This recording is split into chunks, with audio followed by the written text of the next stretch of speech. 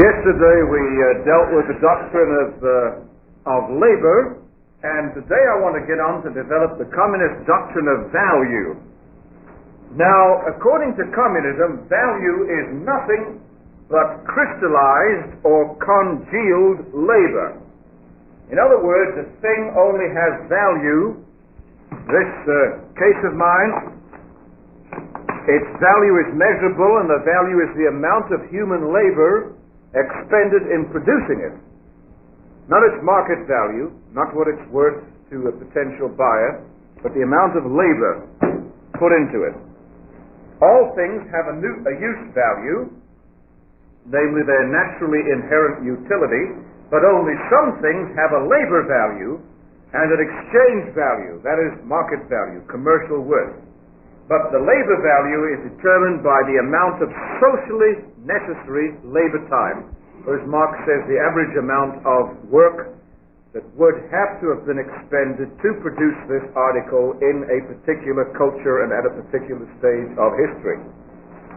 And since man's alienation, this exchange value has been expressed in money value, which makes it easily negotiable. However, only labor value is of permanent significance to communism, for use value is non-social, and money value is simply the product of man's alienation from primitive communism and is destined to disappear at the advent of future communism. You see, under primitive communism, there was no exchanging, and therefore no exchange value, because the tribe held everything in common. There was nobody to exchange these things with. It was communal property. All value was then exclusively tribal, so that non-tribal value just didn't exist. But when the tribes began to trade with one another, when tribe A discovered tribe B, inter-tribal exchange value developed. And this ultimately led to intra-tribal trading and value, when certain people within the tribe started to alienate the tribe's own goods from the tribe, possess it over against their own tribe, and in this way exchange with the tribe.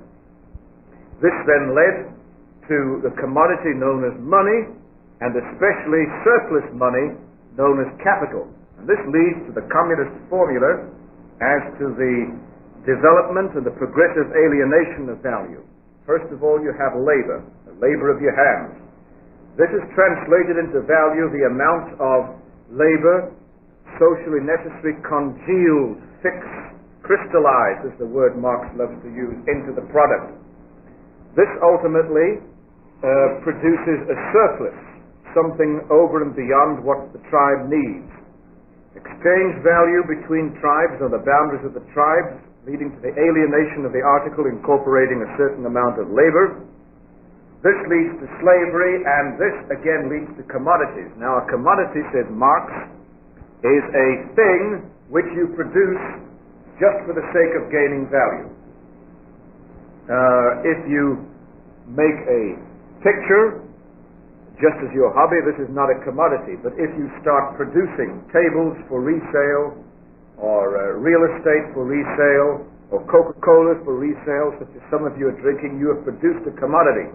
Your idea in producing that is not for your own consumption, it's to make a profit. You have a commodity.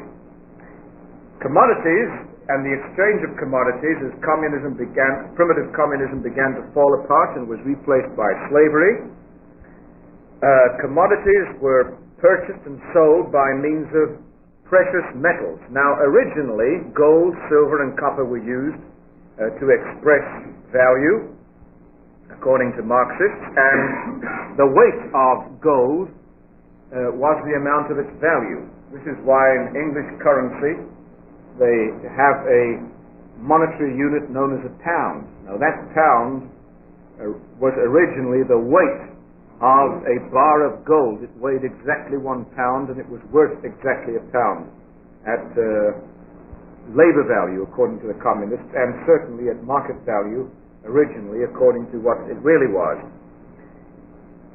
So this led to the rise of precious metals.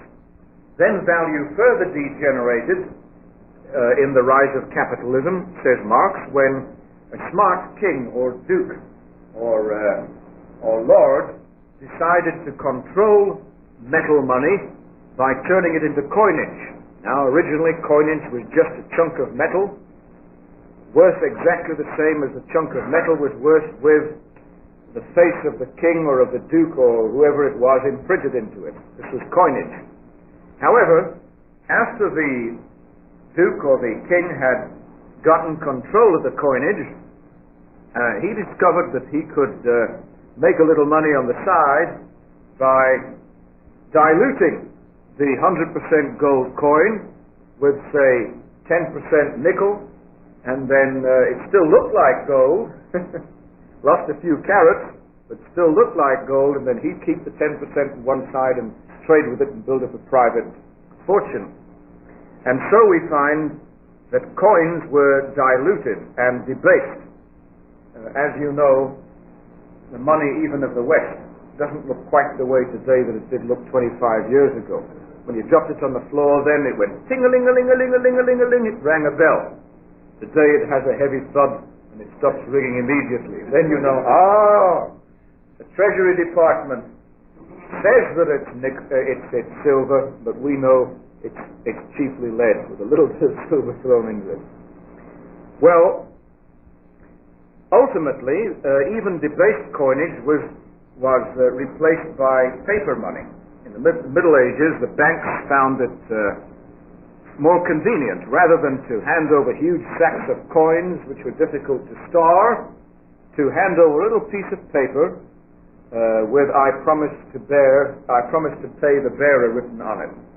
And originally, this wasn't a bad idea, as long as there was enough gold and silver, even if it was a bit diluted, stashed up in the vaults of the bank in order to cover the bank in the event of a bearer of this piece of paper coming to the bank and saying, "Well, now, I've gotten sick of looking at this little piece of paper with the king's face stamped on it or the president's face stamped on it. I want you please to turn it into gold coins, hand over." There was a relationship of trust which developed between the investor and the bank, and so the banks began to discover that the investors were often satisfied to have pieces of paper. The next step was the banks started giving out far more pieces of paper with "I promise to bear" written on it than they actually had metal funds available in the vaults of the bank to pay out in the event of all of their investors making a run on the bank simultaneously. This then leads to promissory notes, checks, and also capital. This in its turn leads to wages, paying people little pieces of paper each week or each month with "I promise to bear" written on it.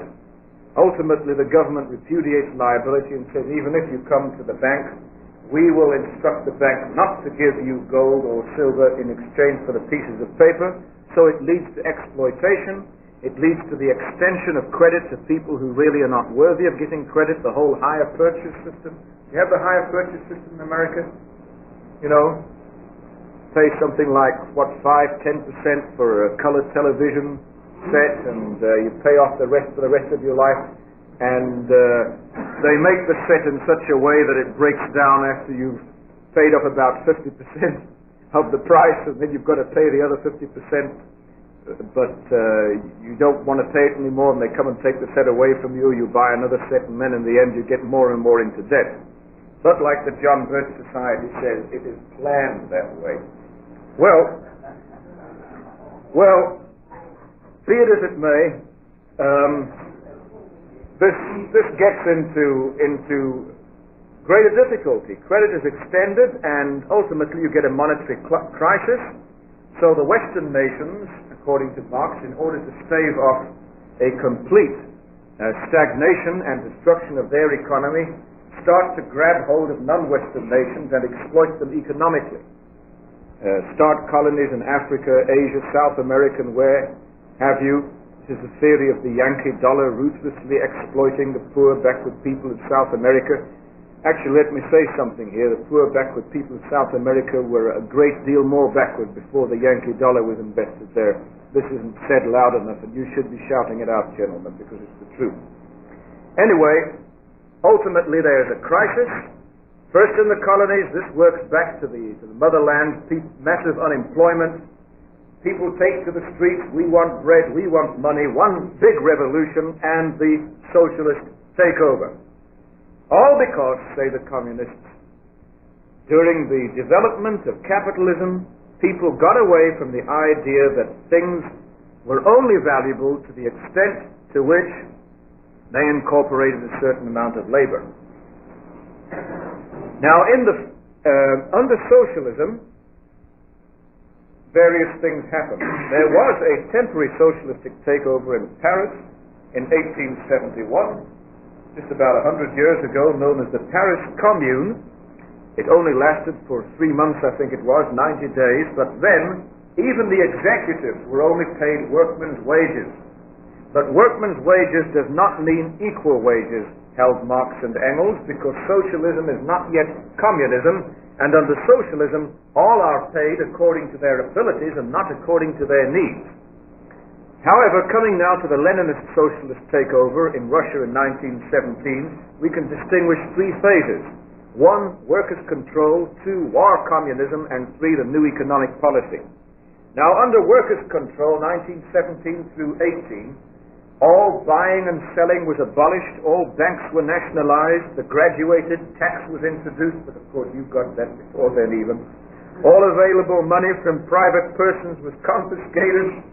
All income and expenditure were controlled by means of accounting and rigid bookkeeping throughout the land, and every worker was enjoined to render extra work without pay, the Subotnik principle that we dealt with yesterday. In the second phase of Leninist socialism in Russia, known as war communism, 1918 through 1920-21, money was prematurely abolished. They got rid of money too fast, and this got them into real problems. Trade was prohibited, and grain was distributed on the basis of class preference. Only the communists got grain, the others were allowed to starve to death. This was in order to win the civil war against the white forces, that is to say the anti-communist Russian forces, and post-socialistic communistic values were clearly foreshadowed in the institution of the Subotniks that we dealt with yesterday. In the third stage of Leninist socialism, the new economic policy, 1921 through 27, I guess, in order to boost rapid economic development after the depletion of the Russian Civil War, money and trade was temporarily reintroduced. The gold standard was upheld. Personal incentive and foreign investment was encouraged, but all under strict socialistic governmental control, under what they called state capitalism, in order to lay the technical and economic basis for the promotion of socialism and ultimately to embark on the transition from socialism to communism. Now, when worldwide communism ultimately arrives, it is believed that man's values will have changed. In the initial stage of pure communism, there will be equal pay for equal labor time, even for unequal work. But at a subsequent stage, wages are abolished, money vanishes, the values of precious metals drops, so that, as Lenin said, we shall use gold for the purpose of building public lavatories in the streets of some of the largest cities of the world. Trade by buying and selling disappears as the whole of society becomes a single factory throughout the world. Thus Lenin. Exchange of goods withers away, and mere agreement suffices on the basis of accounting and control. And ultimately, when man becomes moral by habit and theft becomes unknown, even labor certificates for work performed in the vogue during socialism will fall away. At this stage, society's motto will be, for each according to his ability, from each according to his ability, and to each according to his needs, as Karl Marx wrote in his critique of the Gotha program, 1875. Then even labor itself will cease to have exchange value, will cease to be a commodity. The high level of productivity will make every man rich in social wealth, especially aesthetically. Universal communist man will then love communist work and love his fellow communist man without any material incentive whatsoever. Compare the Subotniks that we dealt with yesterday. And the only values under communism will be human values, human labor value, and not humanistic values, except only insofar as they are byproducts thereof. Now then, what shall we say about this communist program? Before we criticize it, are there any questions? Anything that isn't clear to you regarding what they're trying to do? All right, then, let's go over to the critique. I think we've got to grant that some of the things they stand for are partially credible. They do correctly point out that labor is an essentially human undertaking. They point to the importance of surplus production, the importance of gold, the debasability of coinage. Coinage can be debased, and that money can be idolized. I think they're right in pointing to these matters.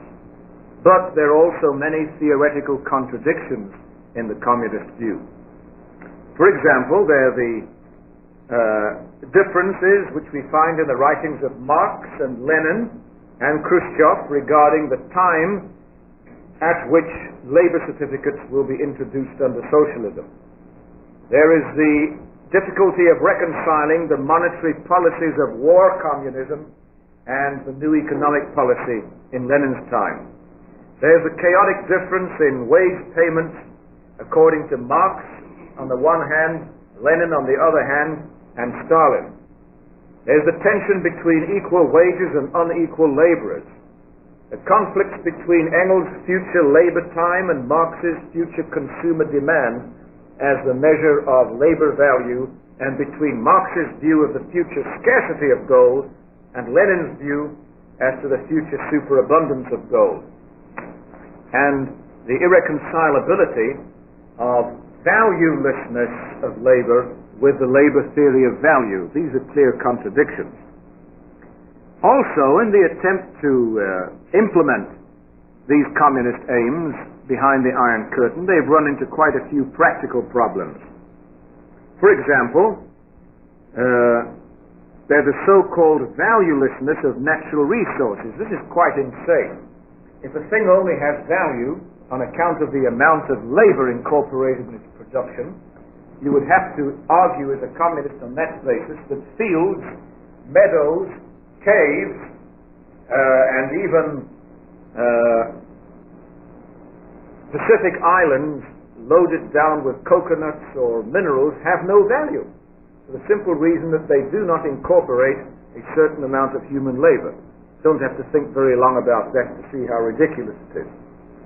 Also, there is the difficulty of defining labor time. It's all very well to say that labor time is the average amount of socially necessary labor incorporated into producing an article in a certain culture at a certain stage in history. But the fact is that one man works faster than another. The fact is that one has a tool that the other doesn't have. The fact is that one is better motivated than the other. The fact is one likes that kind of work better than another. And it's pretty difficult to get a graph of the average productivity. The best way of doing it, of course, is to put it on a free market. Fire the man if he doesn't work satisfactorily and get someone else who works better. And so it works out much better in the United States than it does in the Soviet Union, and everyone's much more productive and more work gets done. There's also the scarcity of gold, which would be necessary for the future construction of public lavatories. It's always amusing. So 75% of the world's gold comes from South Africa. Now, you've got to dig down into the ground to get this gold. Go down at minimum of 1,000, 1,500, 2,000, up to 12,000 feet under the surface. Incidentally, I would say 1,500 feet under the gold mine, trapped in a little passage like this when the air got cut off, which wasn't very pleasant. But that's another story. Well, when you've finally gotten down here and you start tunneling like a mole, you ultimately get to the gold-bearing strata. Only a very thin vein of all of these rocks is gold-bearing strata. When you finally get there, you start removing the ore, the gold ore, that is the strata. You have to take out 12 cubic feet of ore and crush it down and process it in order ultimately on the surface to extract a piece of gold the size of a pea. Now, there are a lot of cities in the world, and I assume you would want to build perhaps a minimum of 10 lavatories in each city in the world. And I'm just wondering whether there is that amount of gold in the world to build these public lavatories. But anyway, Lenin said that's what he's going to do under future communism. Actually, to show his derision of things that really do have value apart from the amount of human labor incorporated into them. This was the idea. Had the same idea in Pompeii, incidentally, regarding the construction of lavatories, and you all know what happened to Pompeii. The Lord blew it up with a volcanic explosion. That's another story. Also, I think they run into practical problems regarding the feasibility of abolishing money. They tried to abolish money 1917-18. They had to bring it back in 1921 thereabouts because there was just chaos developing in the economy. Right now, they're both on money economies in the Soviet Union and in Red China. Now, coming to the actual transcendental critique of the Marxist theory of value, I think we should say that it's clear that the Marxists absolutize economics at the expense of everything else. You see, values are not just how much gold you possess, or less importantly, how many checks you have, little bits of paper with "I promise to pay the bearer" written on it, which promise is never kept. Or what is the size of your Cadillac, or how many color televisions you have. These are important, and we should pay due respect to these values, but there are a great deal of values apart from just economic values. Not to the Marxists, but indeed to us. They're aesthetic values. Does the thing look nice? Does it look neat? Does it look tidy? Logical values. Values of faith. Ethical values. Who wants to be rich if you have to lie and swindle your brother to become rich? You've got any self-respect. Don't know about you, but I much prefer mixing with poor people who are honest than I enjoy mixing with rich people who are dishonest. Well, to narrow down all value to economic value is, I think, impoverishing value as such. Also, the very idea that there once was a stage of society known as primitive communism, when there was no money, is a myth. It wasn't gold that brought about man's alienation, but it was sin. It's untrue to argue, as the communists do, that capitalism has reduced the laborer's standard of living. It hasn't. It's increased the laborer's standard of living. You should just make a historical investigation into the terrible way in which laborers lived in Europe and in Russia, for that matter, before the rise of capitalism, and see that the laborers have never had it so good before capitalism as they have it under capitalism, and they won't ever have it so good again if those capitalist economies go socialist. Scarcity is ultimately governed by natural resources and not by production methods. This is obvious. If you believe that God created the universe and the universe is finite, there is only just so much gold available in the world.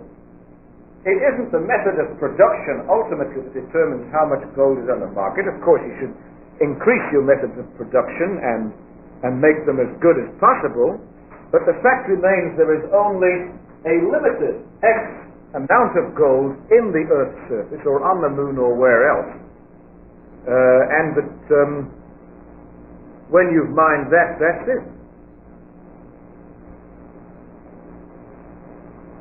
The attempt to abolish money is doomed to failure and can only result in a final lowering of labor standards, in the reduction of the variety of available products, and in the increase of the in the decline of quality and in the emergence of the lowest common denominator. Well, what is the Christian alternative to this communist program which we've seen is full of flaws? The Christian view of value is, of course, like everything else, anchored in the triune God, the ontological Trinity, as the source of all values, who is all that he has, and whose attributes, such as goodness and mercy, agree with his being. In one word, God himself is the supreme value, whereby all else should be measured, and all else is valuable only in relation to him who made them and who made them valuable. Of course, economic value is just one aspect of created values.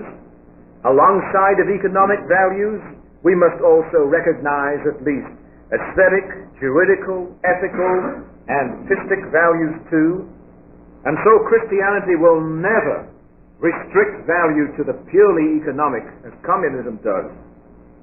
And man, who is more than an economic animal, who is in fact a small-scale image of God who is far more than economics, man, I say, can never be reduced to economics alone. For man is a free moral agent and a rational person. He is not a deterministic, naturalistic, economistic thing. And even communists have sometimes realized this. But even if Christianity refuses to absolutize economics, as if there was nothing else except economics, Christianity gladly gives economic values their legitimate emphasis. For God gave man the dominion charter, Genesis 1:26 through 28, subdue the earth and the sea and the sky, and exploit all its raw materials. And this certainly does have economic implications. There is nothing in God's word which is accidental or contingent. And I deem it highly significant that we are told that the gold of the land of Havilah was good. You know, out of the river, out of Eden flowed the river, and then it divided into four heads, and it went round the land of Havilah and Ophir, and the gold of that land was good. I think it's significant that we're told this on the first page of the Bible. And I think it's also significant that we're told in the last page of the Bible that the heavenly city will be paved with pure gold. Gold is valuable, and it has value. Of course, this is a commercial in the interest of South Africa, you know. I mean, we produce the stuff, and well, we'd like to see the price of gold raised, because it's getting awful hard to pay laborers to mine all of this gold, 12 cubic feet of it, to extract a chunk of gold the size of 1p, if you're only going to get $35, $37, $38 an ounce for it. Well, the price of gold will rise, gentlemen. It must. Even if the mines have to close down in South Africa and gold production ceases, because then, particularly, gold will become scarce and people will have to pay more for it anyway. So the price of gold will rise. The only point is whether there's going to be a lot of gold or less gold available. Will affect Lenin's plans as to what he wants to do with it ultimately, even on a small scale.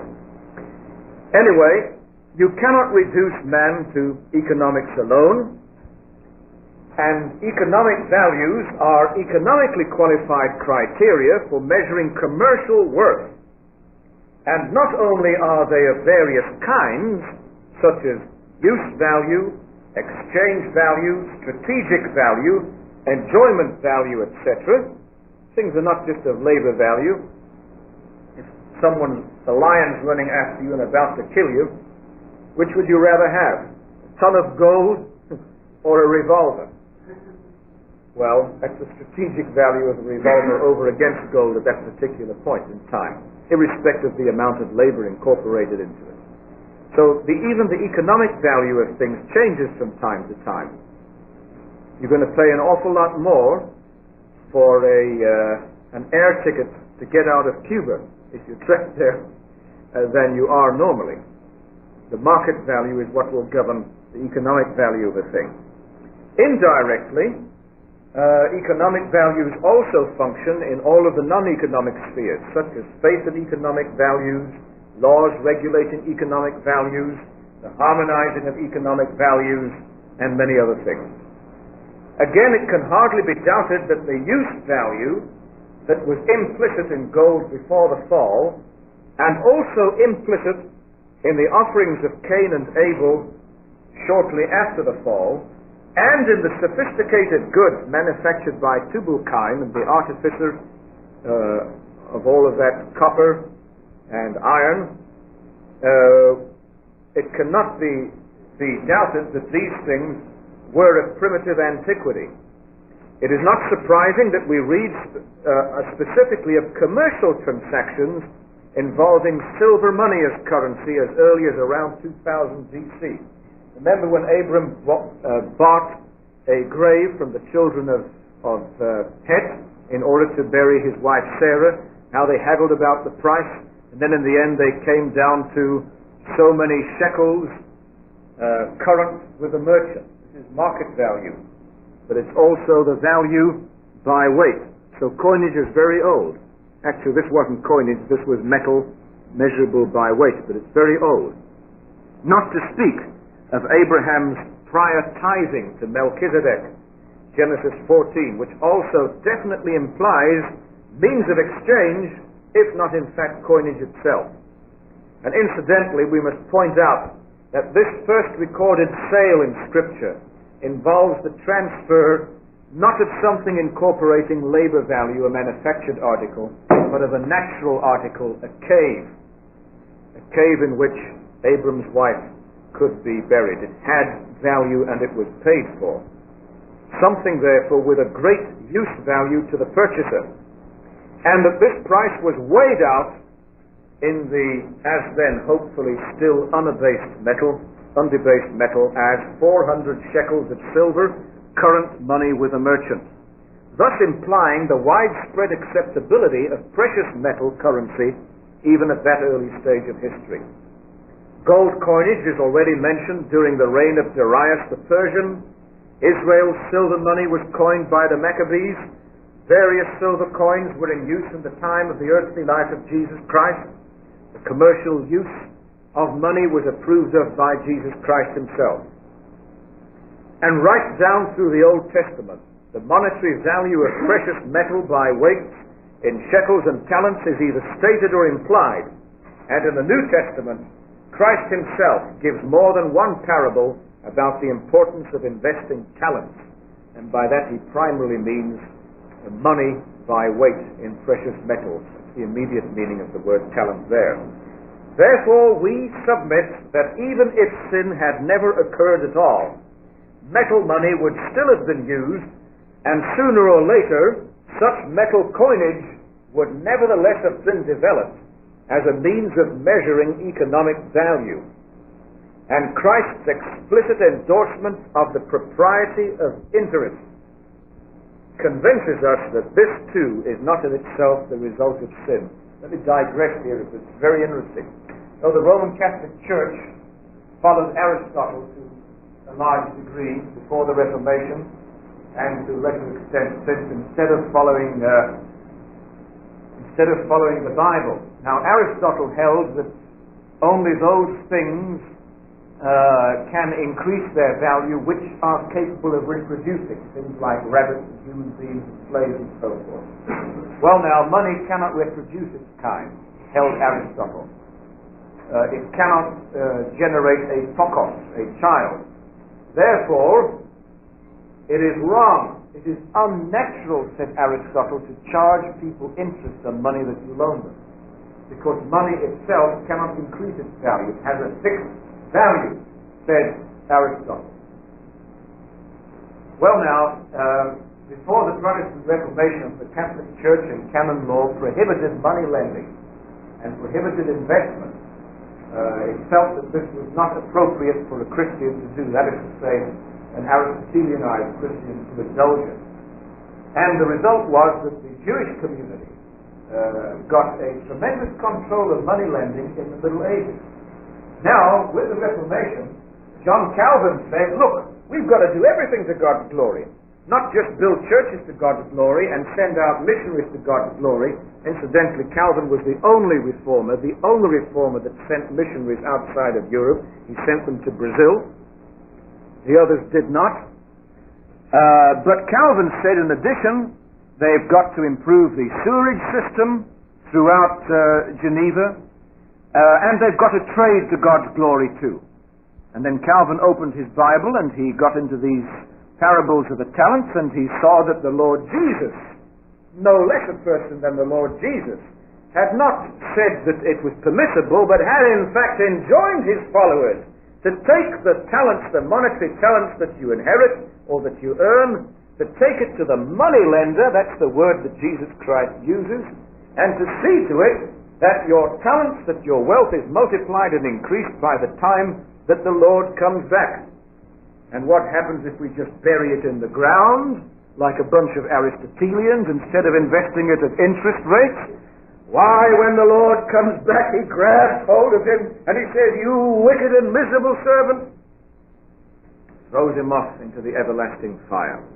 So, gentlemen, even if you've only got a dime saved, make quite sure that you're investing it at a rate of interest. And after all, who should be controlling the money of the world? Should it be the Christians or the non-Christians? This Calvin realized, and it's very interesting to see that it's precisely in the Calvinist countries which began to become wealthy as a result of Calvin's teaching. Switzerland, where the great banks are located. Scotland, where they don't throw away money. Holland, likewise, one of the interesting points in which Dutch Calvinists and Scotch Calvinists are in full agreement. Don't waste money. And then from there, and from the British Puritans, the United States of America with all of its wealth. It's a product of Calvinism, gentlemen, of trading to the glory of God. So Christ explicitly endorsed the propriety of interest and tells us that even investing and lending out money at rates of interest is not in itself the result of sin.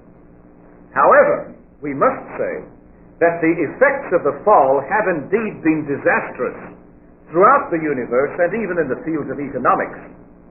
For although the supply of wealth was limited before the fall by the created dimensions of the universe that had to be subdued, and the demand before the fall was moderated by the legitimate desires of unfallen intelligences, as a result of the fall, the earth has now been cursed and labor has been encumbered, and creation itself has been subjected to vanity and the bondage of corruption, Romans 8, including economic corruption.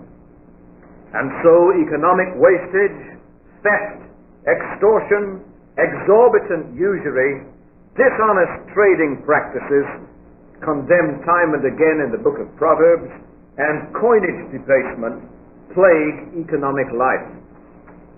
But Christ's redemption of the elect creation from the fall also includes its economic aspect, for this too is surely included in the teach them all things which Christ commanded to be taught in the Great Commission. Christians are to avoid going into debt. Oh, no man anything. Did you hear that? Those of you who are living on hire purchase. Oh, no man anything, saving to love one another. Oh, I know it's real difficult when you're a penniless student that have got to watch your pennies for a few years, but if you must go into debt, gentlemen, please, to the absolute minimum, and try and see to it that you have a life insurance policy which can be mortgaged in such a way that the person who's lending you the money is covered in the event of a truck or something hitting you, or in the event of you being raptured one of these days.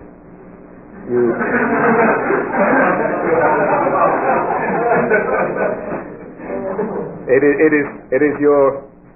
Hey, that wasn't supposed to be funny. It is your duty to make provision for your loved ones and your dear ones, that their estate be protected, that you not defraud your neighbor, even your unsaved money-lending neighbor, who's helping you without any desire to help you, but purely for monetary reasons, but who is nevertheless helping you get through college at a time when you're not earning.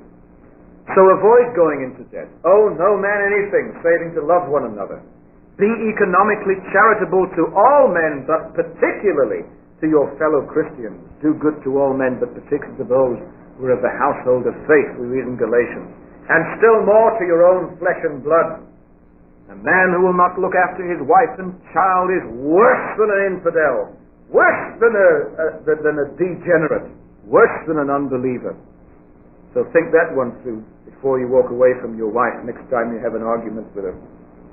Consequently, while being themselves contented with their income and always trying to improve their income, and while remembering that the laborer is worthy of his hire, Christians will fight state socialism, because state socialism attempts to absolve able-bodied persons of their duty of caring for their own kith and kin, children and fathers and mothers.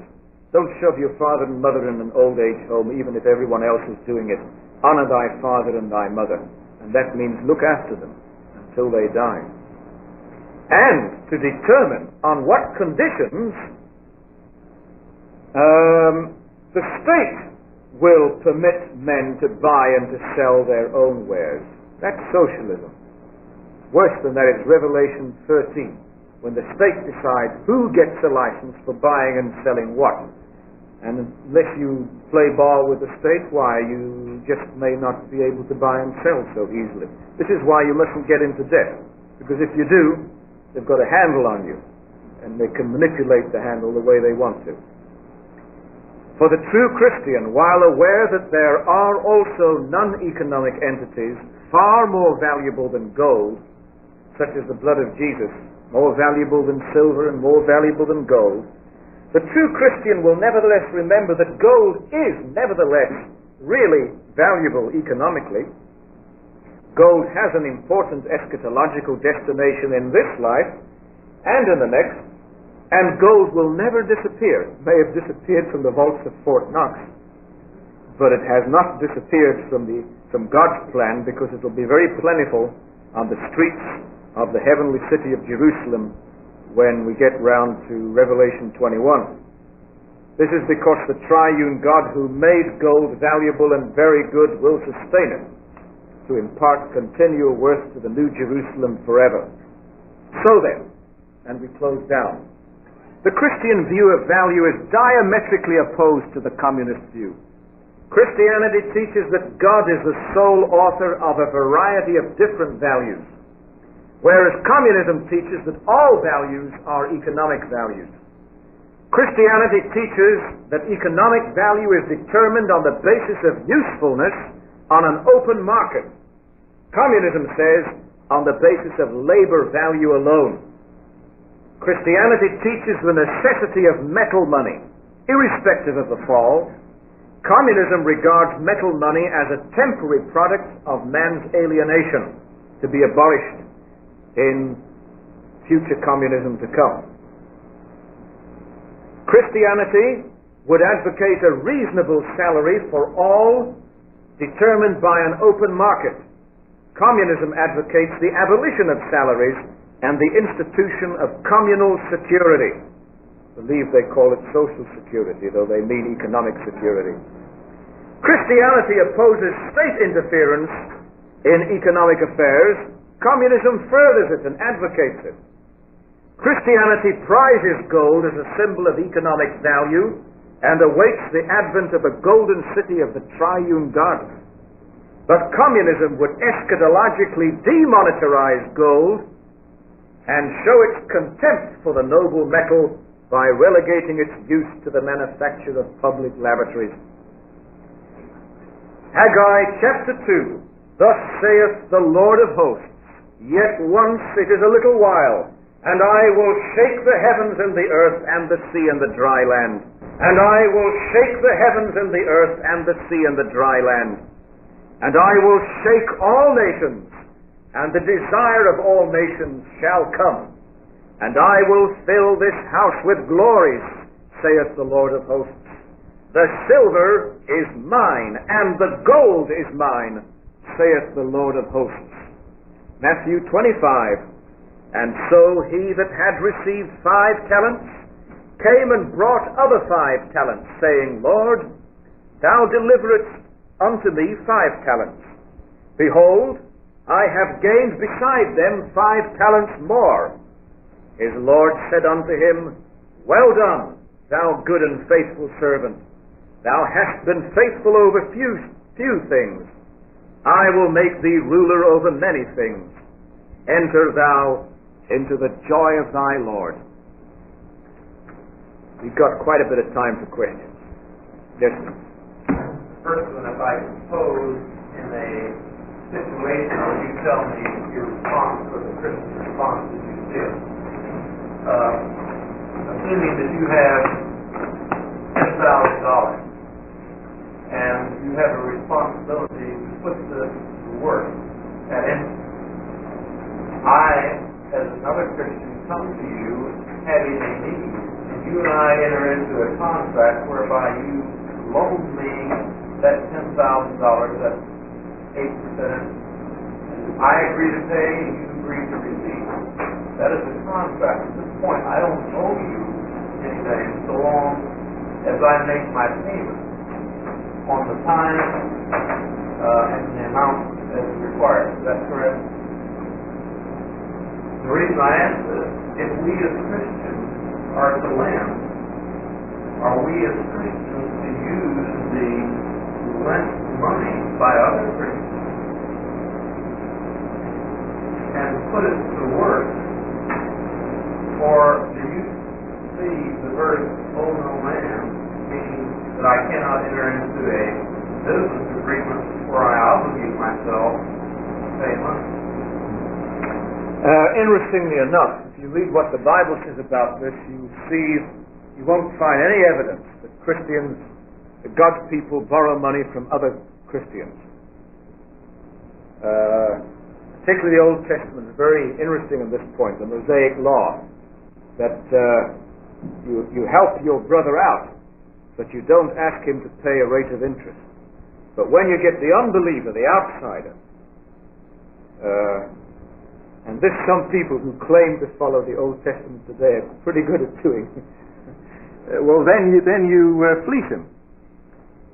Not supposed to fleece him, but it's appropriate and according to the will of God to ask him to pay you interest. Not to just pick over the word, but the owing, if you and I enter into an agreement, and both of us are meeting the terms of the agreement, there's no owing involved there. I have no obligation to you other than to meet the terms of the agreement. You have the same obligation to me to meet the terms of the agreement. That is correct, but no one, were he a Christian or a non-Christian, who is smart, would lend you or anyone else money on that basis unless he was sure that you were secured. In other words, something happened to you that he wouldn't lose. Oh, I grant all that. I mean, supposing I have the life insurance, I believe, so that you are secure. Is it an unbiblical position for me to go to the bank and borrow money to buy a house? No, I think you may have to do that, but I would say that even then we should try and keep these kind of things down to the absolute minimum. Now, I've always been in the habit up to now of paying my way wherever I go. In actual fact, I may get into trouble if I ever have to borrow money to build a house, because people will want to know why I haven't done so before, and the reason is I've paid my way up to now. This is a horrible principle because it penalizes the guy who wants to pay his way and encourages people to incur much more credit than they really should. Yes. Mark said in his labor where he said each man will do according to his ability, but he'll only get what he needs. I understand Mark didn't do much work, did he? He had been out in the labor market because that's the shortest way of human things. I know. Yeah, Mark. It doesn't work. That's for sure. That doesn't work. A man's not going to work if he's going to get claims. Put out twice as much as this slow fellow over here gets as much money. There is a sense in which Marx is like myself. We are both currently, or rather, professors without a college. Marx would have become professor at Bonn University. Unfortunately, he and his friend Bruno Bauer, a modernist preacher, were involved in revolutionary activity. They published a tract anonymously. It was found out who published it. Bruno Bauer got fired, and Marx, who had nearly gotten his job at the university, lost the job. Now, he was a fellow who wrote a lot of books, and he did work very hard in that sense. Extremely productive pen and a genius. But this didn't bring him any income appreciably. So from another angle, you could say he never did, or hardly did, a productive day's work in his life, a lucrative day's work in his life. Though in fairness to him, he did once take on a job as a ticket seller at some other station in London. He held the job for 2 days before he was fired because his handwriting was illegible, and the ticket conductors could not make out what was the destination, the station destination which he had filled in. Apart from that, he never worked lucratively. But he was kept alive, and he was kept from starving to death by the free handouts of his wealthy friend Friedrich Engels, the not-so-bourgeois factory owner, who, while exploiting his own people, took his profits and funneled it through to Karl Marx. Do the communists, when they go back and say that the tribe was the primitive means of production, do they go beyond the tribe to the individual? Do they see the individual owning his own club or his own stones, or do they see that there was any individual ownership? No, none whatsoever under primitive communism. The primitive tribe evolved from a tribe of apes, and there was no consciousness of any private property in the tribe of apes. It even had community of wives. We'll go into that when we get to the lecture on the family. Last question. Community of kids too. As we talk about communism, we're talking about an economic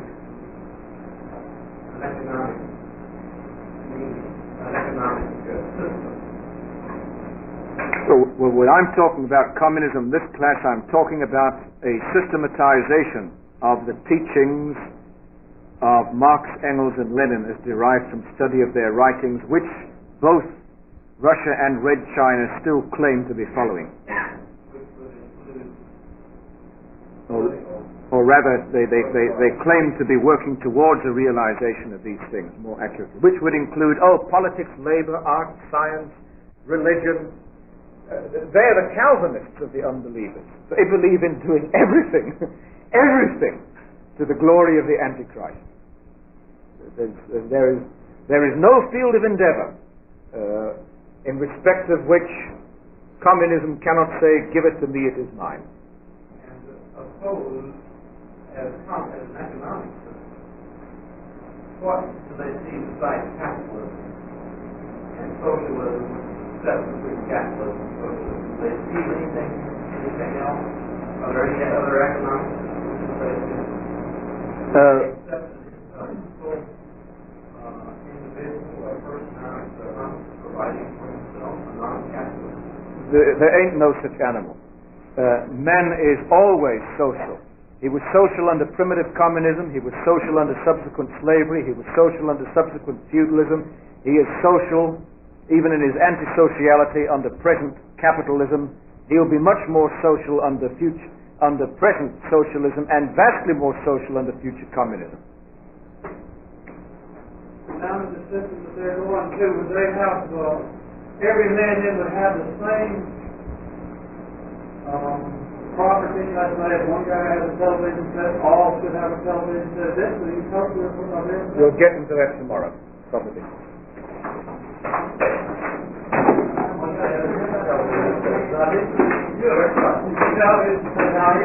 For semi-manufactured or fully manufactured thing possessed and used or exchanged by a man or a group of men.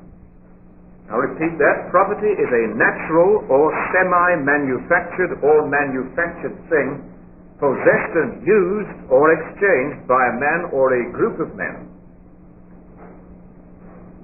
Now, under primitive communism, all property is supposed to have been held in common by the primordial tribe. But as a result of the division of labor, which communists believe to be what we would recognize to be the fall of man, as a result of the division of labor, the control of property became alienated from its original producer or producers, and private property came into being. This was bad, so they believe. This process was encouraged by the progressive development of the family and its property, of private property in land, of the industrial capitalist and its complement, the property-less proletariat, of state monopoly capitalism, that is where the state controls all things at the end of capitalism, situation which seems to be arising in many countries in the West today, and world capitalism and imperialism as the last stage of capitalism, together with their complements, the suppressed citizens and the international proletariat and the exploited colonies. It is then that a socialist revolution engineered by the Communist Party replaces private property with truly human social ownership. Now, after the socialist revolution, socialist ownership of the means of production replaces private ownership, and this was already foreshadowed both in the primitive Russian communal farm, the Obshchina, or the Mir, or the Zadruga, as they call it. Needn't bother to memorize those words. As well as in the short-lived Paris Commune of 1871. The Commune transformed all church property into national property, that is, status property.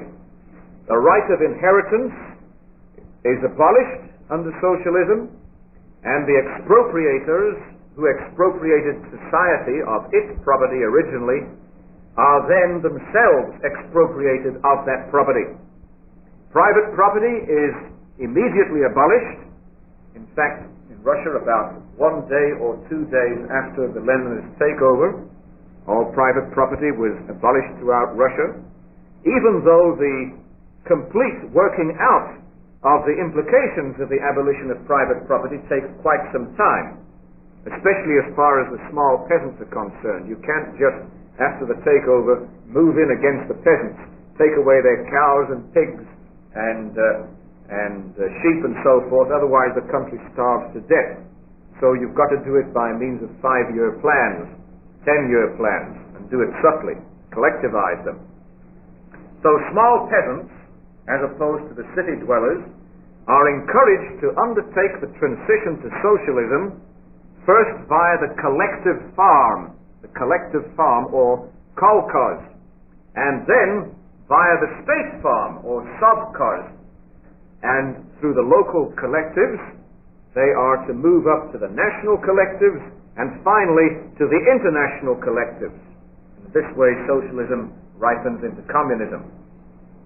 Now, under post-socialistic communism, all property is, of course, held in common, as the word communism, in fact, implies.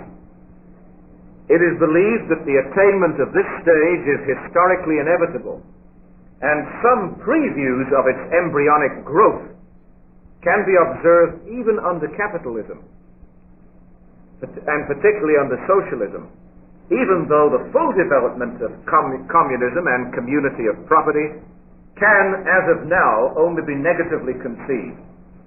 For future communism, as a solution to the riddle of history, will completely transcend the very idea of private property. Communism starts with the collective,